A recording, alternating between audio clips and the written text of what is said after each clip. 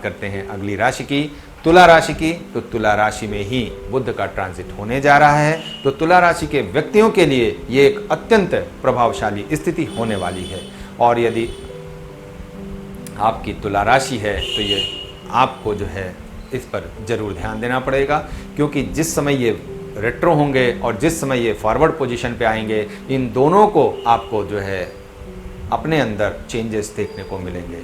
तो इन सभी जो आपको तारीख बताई गई है उसको ध्यान रखिए और उसके अनुसार आप अपना काम करिए।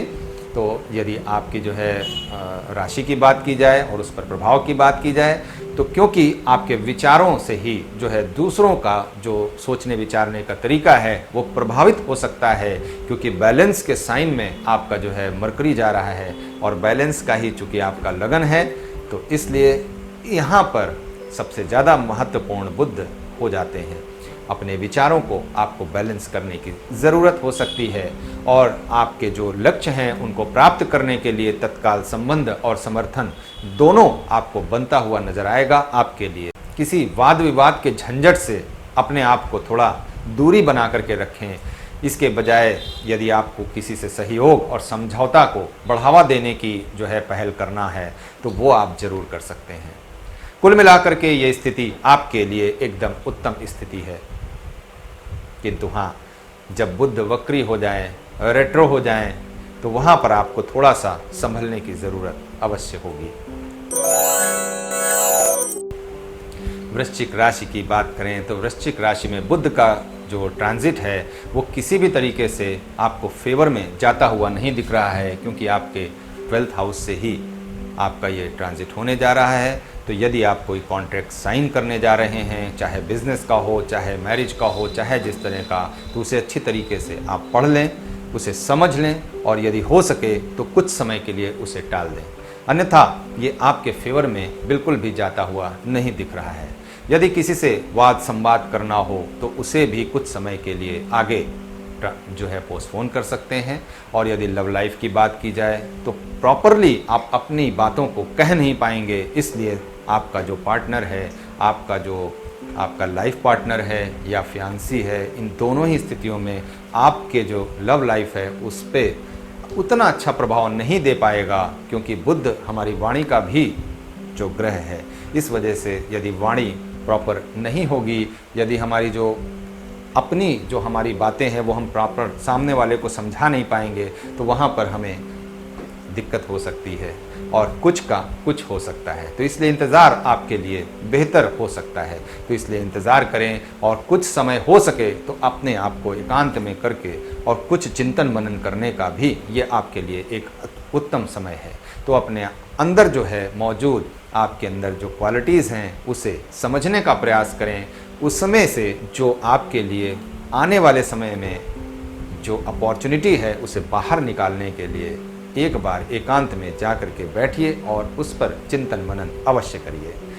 पढ़ते हैं अगली राशि की तरफ। धनु राशि की बात करते हैं तो धनु राशि में जो है यहाँ पर जो है इनके 11वें भाव में जो है ट्रांजिट हो रहा है, जो कि इनको काफ़ी फेवरेबल बनाता हुआ दिखता है।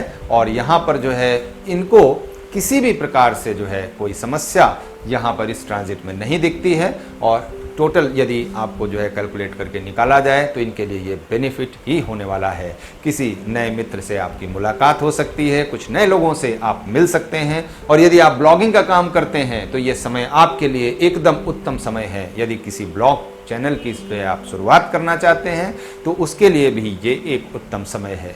यदि कोई नई बुक प्रिंट कराना चाहते हैं, कोई नई जो है बुक लिख करके आपकी कंप्लीट है उसे पब्लिश कराना है, तो उसके लिए भी ये ट्रांजिट आपको एकदम फेवर जो है वो कर रहा है। इसका समय का उपयोग करें और सदुपयोग करके अपने जो है जो इतने दिन से रुकी हुई जो बातें थीं जो मैंने अभी बताई हैं उन सभी पर जो है आप जो है अपने आप को फोकस करें और इस ट्रांजिट का भरपूर लाभ ले सकते हैं। सेहत की दृष्टि से भी ये आपके लिए फेवरेबल है, किसी भी प्रकार का कोई नुकसान यहाँ पर होता हुआ नहीं दिखता है। बस हाँ, एक बात मैं कहना चाहूँगा इस ट्रांजिट से कि यदि आपकी नींद पूरी नहीं होती है तो यहाँ पर आपको थोड़ी समस्या हो सकती है। इसलिए दूसरी बातों पे इतना मत खो जाइए कि अपनी नींद लेना ही भूल जाइए। तो इसे आपको ज़रूर ध्यान देना है। लव लाइफ की बात की जाए, लव लाइफ के लिए भी ये समय आपके लिए उत्तम ही होने वाला है। बढ़ते हैं अगली राशि की तरफ। मकर राशि के लोगों के लिए यदि इस जो है ट्रांजिट का रिजल्ट निकाला जाए तो इनके 10वें घर से जो है ये ट्रांजिट हो रहा है। तो जिन किसी लोगों को भी अपना प्रमोशन चाहिए, अपना जो है कोई नई जॉब में स्विच करना चाहते हैं, तो उनके लिए ये एक अच्छा समय हो सकता है। अपना CV नई कंपनी में आप जरूर पेश कर सकते हैं, वहाँ पर आप जमा कर सकते हैं। आपको रिजल्ट जो है पॉजिटिव मिलता हुआ जरूर दिखाई देगा। लेकिन अपने नेटल चार्ट को भी एक बार जरूर देख लें। यदि वो आपको समर्थन देता है, वो समर्थन करता है, तो ये आपके लिए सोने पे सुहागा होने वाला समय है। इसे आप जरूर अपना जो है कैश करा सकते हैं। और इस समय में अपने प्रमोशन के लिए अपने बॉस से आप सिफारिश भी कर सकते हैं। और यदि आप सिफारिश करते हैं तो ये आपकी सिफारिश जो है स्वीकृत होने के चांसेस बहुत ज़्यादा बढ़ जाते हैं। आपका प्रमोशन स्वीकार हो सकता है। और यदि बहुत दिनों से यदि आप नई नौकरी की तलाश में बैठे हुए हैं तो नई नौकरी के लिए भी ये एक उत्तम समय हो सकता है। अभी उठिए और आगे बढ़ने के लिए इस समय का पूरा सदुपयोग करिए। अपने जीवन के स्तर को ऊपर उठाइए, किंतु अपने स्वास्थ्य को जरूर ध्यान में रखना पड़ेगा। क्योंकि यदि आपने बहुत ज़्यादा अपने काम और काज पे फोकस किया तो आपके स्वास्थ्य जो है वो प्रभावित हो सकता है। और जहाँ पर सावधानी हटी वहाँ दुर्घटना घटी, इसे ज़रूर ध्यान दीजिएगा। ये कहावत है जो सच हो सकती है, इसलिए सेहत को नज़रअंदाज बिल्कुल न करें। कुंभ राशि की बात करते हैं तो कुंभ राशि के लोगों के लिए ये एक उत्तम समय होने वाला है, स्वास्थ्य की दृष्टि से भी और प्रेम की दृष्टि से भी। यदि आप जो है लव लाइफ की बात करें तो लव लाइफ के पॉइंट से भी अगर देखा जाए तो यहाँ पर 9वें भाव में आपके जो है ट्रांजिट होने वाला है। और 9वें भाव में जो ट्रांजिट होने वाला है तो इसलिए आपका भाग्य आपको पूरी मदद करने वाला है। इसलिए अपने समय का सदुपयोग आप कर सकते हैं। किसी भी तरीके से आपको यहाँ पर कोई समस्या इस ट्रांजिट से नहीं मिलती है, बशर्ते आपका नेटल चार्ट आपका क्या कहता है, आपका जो जन्म कुंडली है उसे भी आपको ध्यान ज़रूर रखना पड़ेगा। तभी ये ट्रांजिट जो है आपका फलित हो सकता है।